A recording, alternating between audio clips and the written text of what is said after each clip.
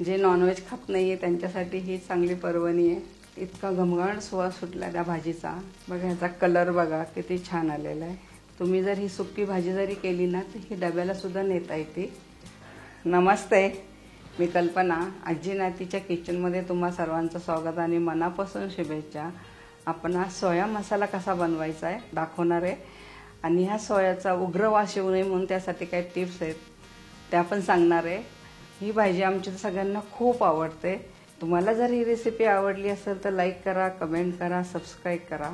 चला आता मी सोयासाठी काय काय घेतले ते दाखवते। इथे एक बाउल सोया घेतलाय मी, 2 उभे चिरलेले कांदे आहेत, मीठ आहे, एक टोमॅटो, मसाल्यासाठी खोबरं किसून घेतलेले आहे, मोहरी आहे, जिरे आहे, 1-2 काळी मिरी घेणार, लवंगा घेणार आहे, 1 इंच दालचिनीचा तुकडा आहे, आलं लसूणची पेस्ट घरी केलेली आहे, हळद आहे, हे धनेपूड आहे, हिंग आहे, हा घरी केलेला गोडा मसाला आणि हे लाल तिखट। तर आधी आपण मसाला तयार करून घेऊया। चला हे तर मी आता कोमट पाणी करून घेतलंय, त्याच्यामध्ये थोडंसं मीठ टाकणार आहे। हे टिप्स होती, त्याच्यामुळे हा सोया छान लागतो खायला। आणि कोमट पाण्यातच आपल्याला ते भिजवायचे, जास्त कडक पण पाणी नाही घ्यायचं। इथे मी कोमट पाणी करून घेतलंय, त्याच्यामध्ये आपण हे भिजायला टाकू सोया। सगळ्यात पहिली टिप म्हणजे मी गरम पाण्यात थोडंसं मीठ टाकलं होतं। हा सोया छान लागतो आणि त्याचा उग्र वास जातो मिठामुळे। तर हे मी आता कोमट पाण्यात टाकले भिजायला। तर आता हे भिजेपर्यंत आपण याचा मसाला करून घेऊ। तर इथं आपण 10 मिनिटं हा सोया मिठाच्या पाण्यात ठेवला होता। तर हा बघा फुगून किती छान मोठा झालेला आहे। त्यात सगळं पाणी मुरले। आता हे आपण काढून घेणार आहे, पूर्ण पाणी निथळून घेणार आहे। ह्याच्यात पाणी नाही ठेवणार आहे, कारण ह्याच्यातलं पूर्ण पाणी काढलं की आपला ग्रेव्ही म्हणा का कोणती भाजी म्हणा ती करताना तो मसाला आतपर्यंत जातो। पाणी असलं तर तो आतपर्यंत जात नाही, म्हणून आता हा आपण सगळा सोया पिळून घेणार आहे, सगळं त्यातलं पाणी काढणार आहे। ही दुसरी टिप झाली। मग आता पूर्ण असं दाबून घ्या, सगळं पाणी निघून जातं, एकदम मोकळा झालेला आहे। हा आपण काढून घेऊ।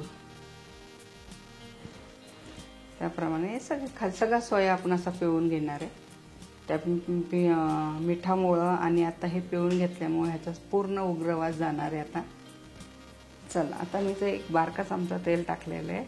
आता त्याचा मसाला तयार करूया आपण 2 उभे कांदे चिरले होते ते आधी परतून घेऊ। जास्त तेल गरम नाही करायचं।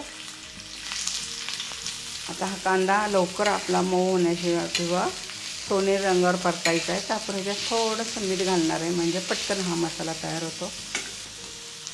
मिठामुळे कांदा लवकर मऊ होतो। चला आता हा कांदा छान सोनेरी रंगावर परतून झालेला आहे।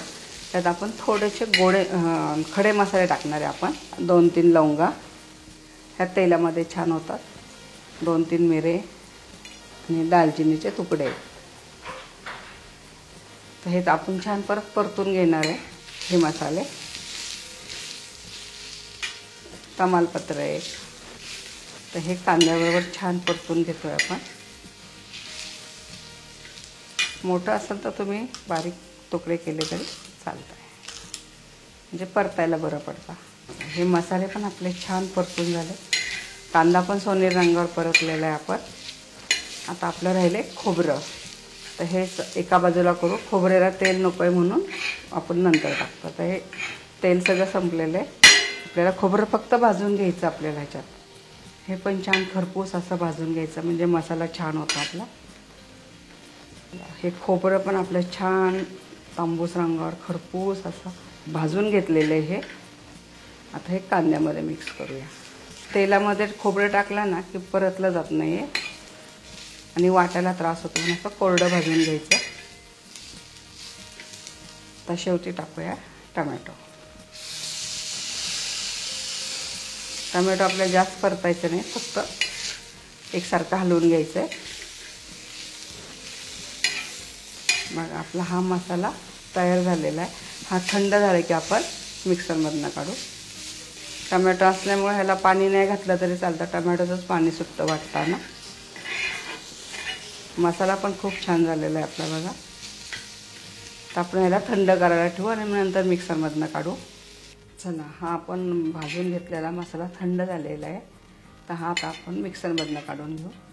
म्हणजे शेवटी टोमॅटो टाकल्यामुळे आपण ह्याच्यात पाणी नाही टाकणार आहे, त्या टोमॅटोमध्येच हा छान मसाला वाटून होतो आपला. चला आता पाणी न घालता आपला हा मसाला कसा झाला बघूया. एकदम बारीक झालेला आहे बघा, एकदम बारीक आहे. चला आता भाजी बनवायला घेऊ. आपला मसाला तयार झालेला आहे.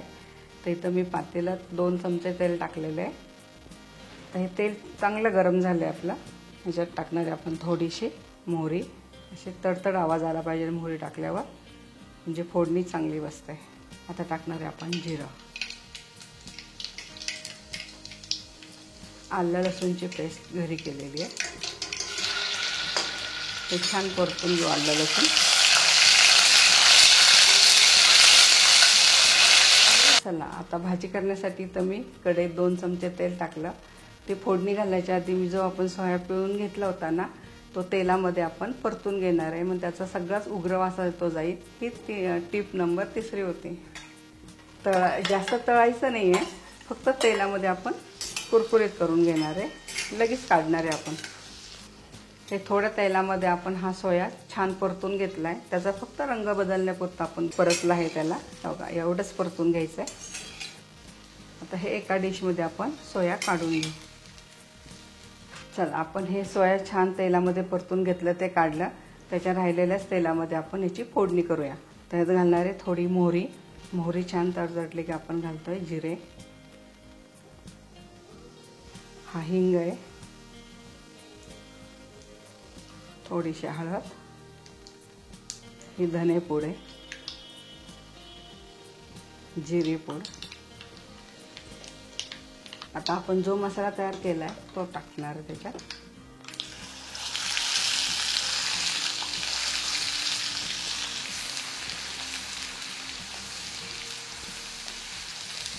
हे छान तेल सुटेपर्यंत परतून घ्यायचा. त्याच्यामध्ये घालणार आहे मी लसूण आणि आल्याची पेस्ट. ही पण छान परतून घ्यायची मसाल्याबरोबर. तर आपला तेल सुटेपर्यंत आपण मसाला परतून घेतलेला आहे. बघा किती छान परतला आहे. मसाल्याचा इतका खमंग वास सुटला आहे. सगळीकडे असा वास दरवळतो याचा मसाल्याचा. आपला तेल सुटेपर्यंत मसाला परतून झाला आहे. ह्याच्यात घालणारे आपण लाल तिखट आणि हा घरी केलेला गोडा मसाला आहे. हा पण छान परतून घ्यायचा.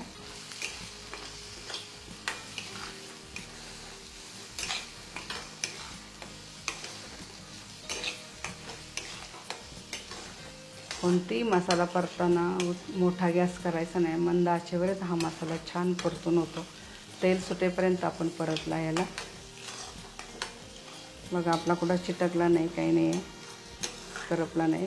छान असा मसाला तयार झालेला आहे. ह्याच्यात थोडं थोडं आपण पाणी टाकत जाणार आहे. थोडं टाकायचं, थोडं थोडं शिजवत जायचं. किती छान रंग आलेला आहे बघा. ते खमंग मसाले भाजल्यामुळे सुवास इतका छान दरवळतोय. कलरही छान आलेला आहे याला. असं थोडं थोडं थोडं पाणी टाकत गेलं की भाजीला तर्री छान येते. असं वाटणार नाही ही व्हेज भाजी आहे. बघा काय सुंदर भाजी झाली आहे. नॉनव्हेज सारखाच कलर वगैरे आलेला आहे. तर आपण आता मीठ घालूया आणि एक उकळी काढून घेऊया आपण. बघा आता ह्या रश्श्याला छान उकळी आलेली आहे, कलर पण छान आलेला आहे. आता ह्याच्यात आपण थोडीशी कोथिंबीर घालणार आहे आणि हे सोया टाकणार आहे आपण जे परतून घेतला होता थोड्या तेलावर. काय सुरेख रंग आला आहे भाजीचा. आता ह्याला काय शिजायला वेळ लागत नाही. आपण निथळून घेतलंय, छान तेलामध्ये परतून घेतले. 1-2 उकळ्यामध्ये हे भाजी होऊन जाते. चला इथं आपली छान भाजी उकळून झाली आहे. कलर पण छान आला आहे. इतका घमघमाट सुवास सुटला त्या भाजीचा की नॉनव्हेजपेक्षा ह्याचा छान घमघमाट येतो आहे. बघा ह्याचा कलर बघा किती छान आलेला आहे. तुम्ही जर ही सुक्की भाजी जरी केली ना तर ही डब्यालासुद्धा नेता येते. थोडं तुमच्या आवडीप्रमाणे पाणी कमी जास्त करू शकता, पण डब्याला पण ही भाजी छान लागते खायला. की एकदमच कोरडी भाजी पण जात नाही ना खायला डब्यात. तर मग ही भाजी करून दिली तरी छान लागते. ही भाजी तुम्ही कशाबरोबर, बाजरीची भाकरी, ज्वारीची भाकरी किंवा पोळी भातावर तर खूपच छान लागते. जे नॉनव्हेज खात नाही आहे त्यांच्यासाठी ही चांगली पर्वणी आहे. तर ही भाजी नक्की करून बघा. तुम्हाला जर रेसिपी आवडली असेल तर लाईक करा, कमेंट करा, सबस्क्राईब करा. पुन्हा भेटूया अशाच पारंपरिक पदार्थाबरोबर. तोपर्यंत संत तुकाराम महाराज म्हणतात, मन करा रे प्रसन्न सर्व सिद्धीचे कारण.